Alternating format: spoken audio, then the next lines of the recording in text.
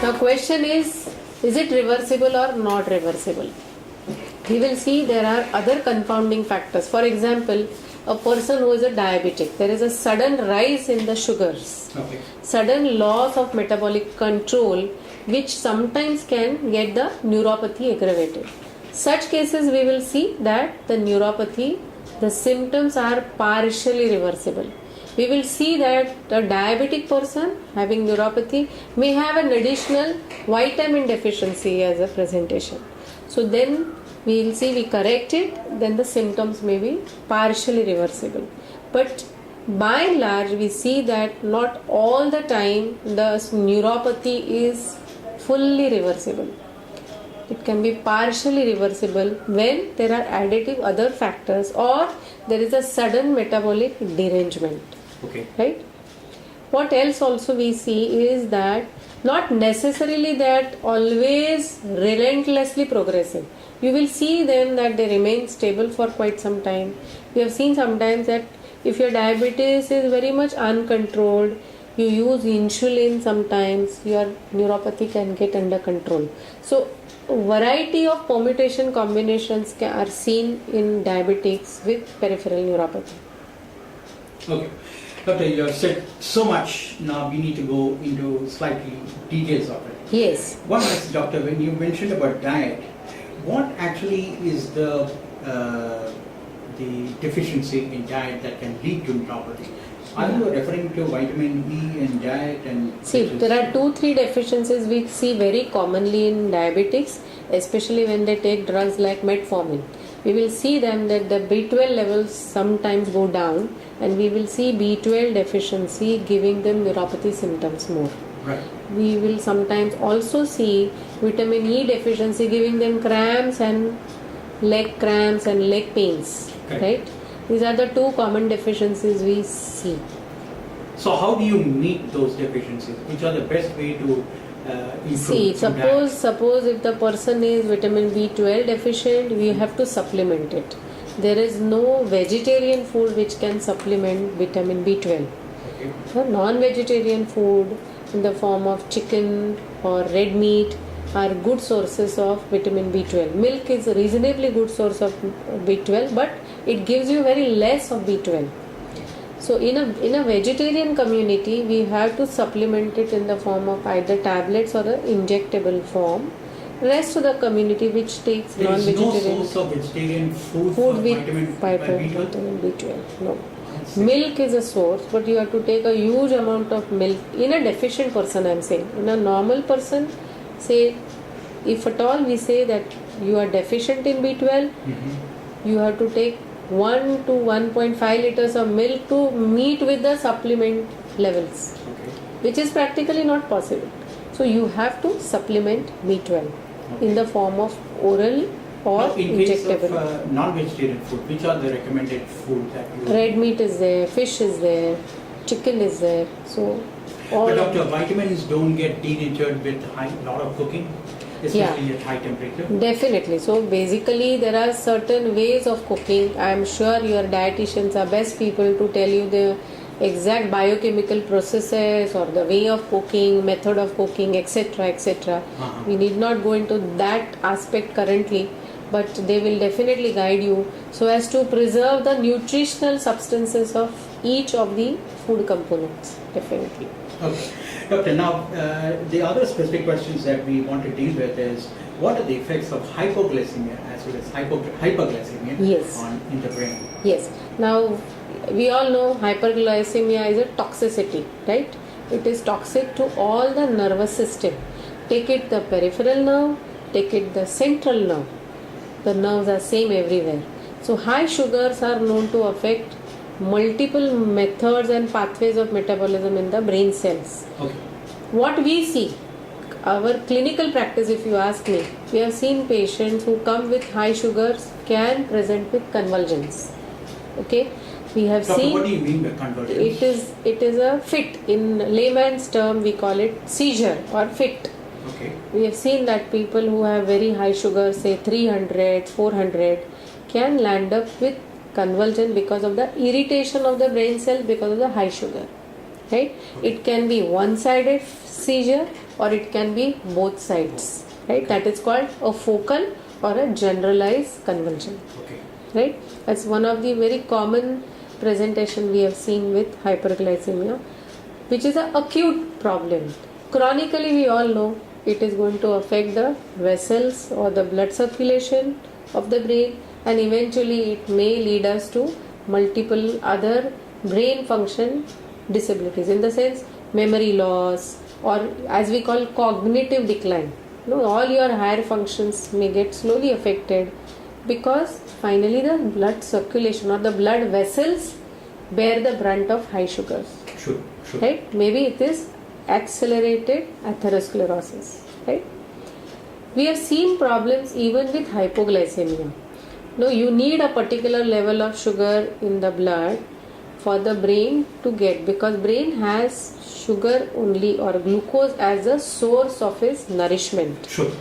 So beyond a particular level, when it drops down, say for every individual it may vary, we will see different side effects or different presentation. We may see a person confused, to an extent we may see a person going into drowsy state or a comatose state.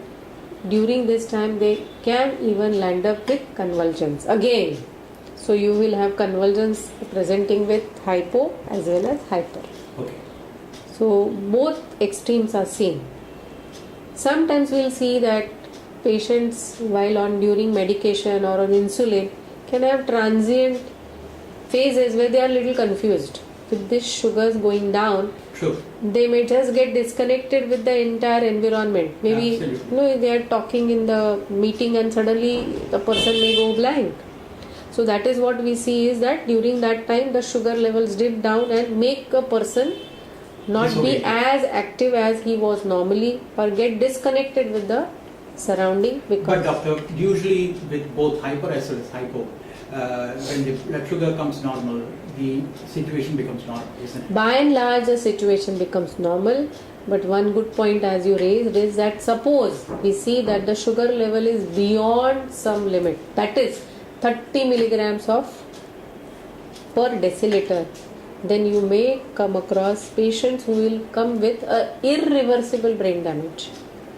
Right? Because that is the time the cells cannot survive. The cells die or they cannot survive, and then you will see irreversible damage of certain areas of brain, and that which govern your alertness, which govern your consciousness. If they get affected, you will see patients landing up with coma, and if it is not timely corrected, you may even not succeed in getting them all right. Doctor, so in case of both hyper as well as hypo, what is the golden period in that?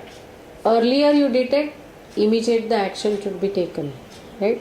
Suppose a patient comes like this with convulsion, he comes to our emergency department.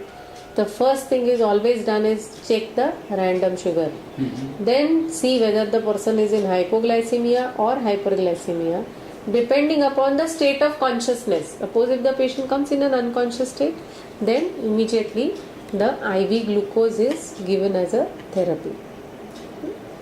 Okay. Doctor, now in case of DDM, several cases of hypo also are reported, especially for women who are pregnant.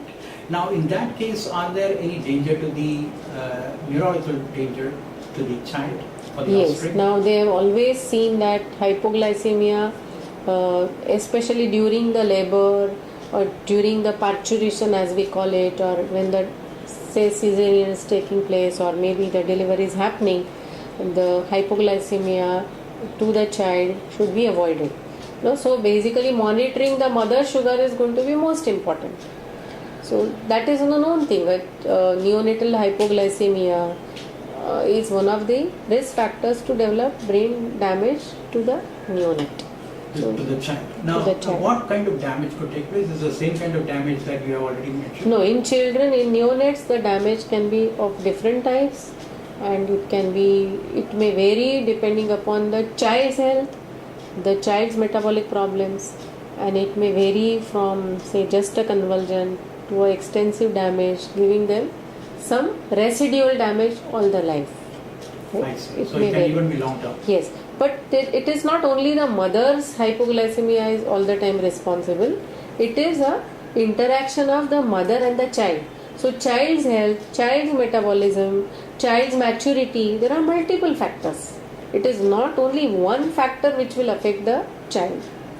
So children, their maturity, their prematurity, their metabolic health, overall other health, all will matter. So it's not that it is only one factor which is responsible for child or neonatal hypoglycemia. Doctor, in case of diabetics, how much does exercise help in improving neurological issues? Yeah, it definitely helps them. So first of all, maintaining good blood circulation, making your muscles active.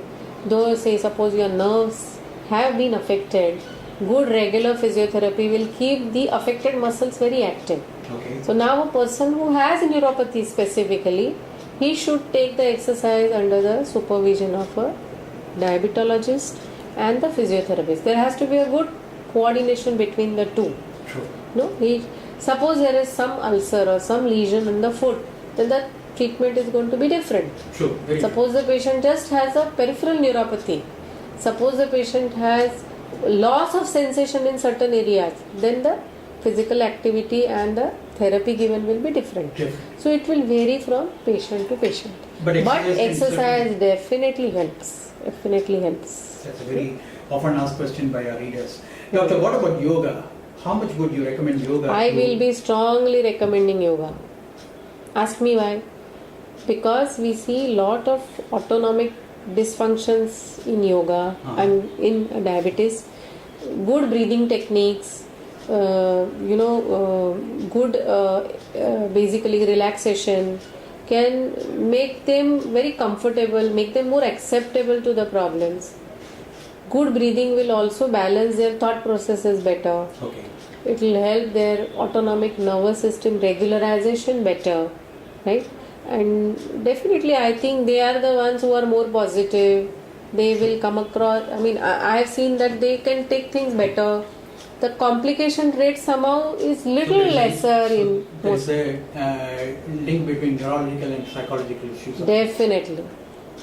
Definitely. Because we see that diabetes type 2, many of them suffer from depression. Yes. Naturally.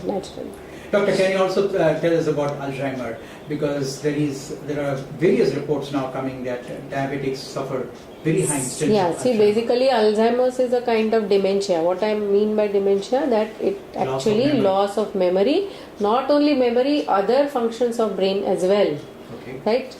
Learning new things, memorizing new things, making decisions, all are finally done by our brain only. So what we are seeing in our country is a kind of dementia which is called vascular insufficiency related dementia more than the Western world, right? In Western world we are seeing more Alzheimer's. Alzheimer's is a degeneration of the memory area of the brain more, that is a temporal lobe, Okay. right? Our country, we do not see pure Alzheimer's so much than that of the Western world. I see. What we see in the Western world is much more. In our country, what we are seeing a dementia is a dementia because of the vascular insufficiency.